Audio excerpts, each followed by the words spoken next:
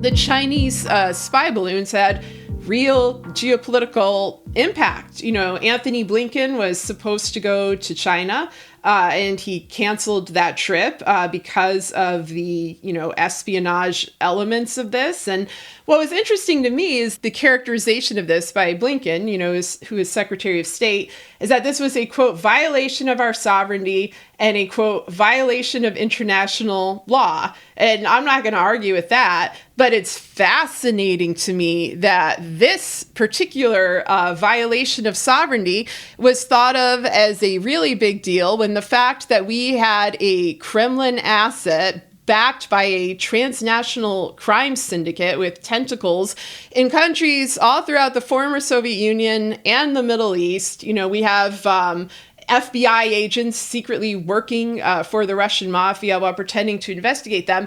That somehow is, I guess, not a big deal. Not a big deal kind of violation of our sovereignty, even though that led to an attempted coup and an attempted overthrow of the government through a violent attack on the Capitol.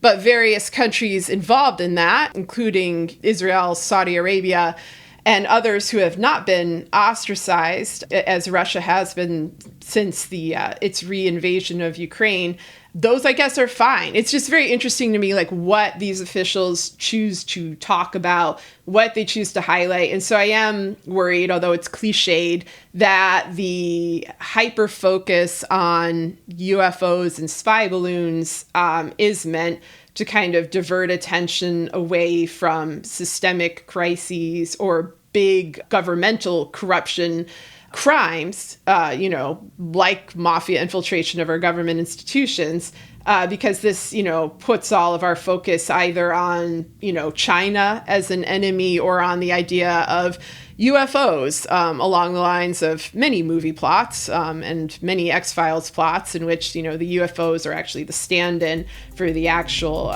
dangerous crime that we are not supposed to know about.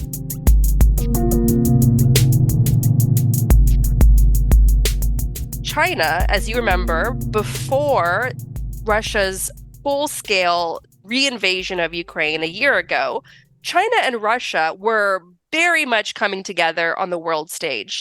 We are going to be the force against the US. We're going to force a multipolar world. We're no longer going to allow the US to be the top cop anymore. And they're getting all the tankies left, right, on the extremes, the far left and the far right, parroting these talking points on Twitter and so on. And then what happens? Russia launches its massive invasion. It was completely disastrous. Here you have this technologically advanced military, the second most powerful military in the world, getting its ass handed to them in Ukraine, being outsmarted at every turn. You have David seriously forcing Goliath to tumble over their own tied together shoelaces. That's how Russia has been treated so far in this war. It's been face planting left and right, which is what? An embarrassment to China, because China cashed all their chips on being shoulder to shoulder with Russia, and it turned out that Russia actually really sucks militarily. And so with the US leading the charge with the rest of the NATO countries and putting on this united front and putting all of this advanced weaponry in Ukraine and training the Ukrainians and helping the Ukrainian with intelligence and so on, it's really shown America is back under Biden, militarily speaking. And that's a big slap in the face to China. So I think those mystery objects are very much the Chinese trying to flex its muscle.